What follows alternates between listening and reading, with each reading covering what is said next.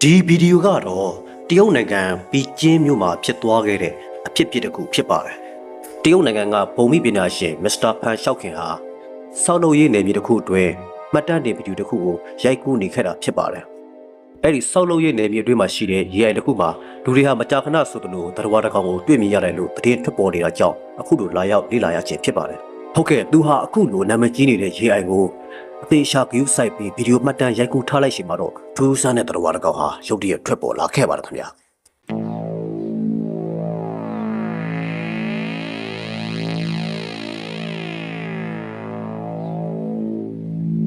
ဟုတ်ကဲ့ကျွန်တော်တို့အခုမြင်တွေ့နေရတဲ့သတ္တဝါကဘယ်လိုသတ္တဝါလဲဆိုတာပြိတ္တကြီးစဉ်းစားမိရတာခင်ဗျာဒါမှမဟုတ်နှကားများလားကျွန်တော်တို့တစ်ချက်လောက်ပြန်ကြည့်အောင်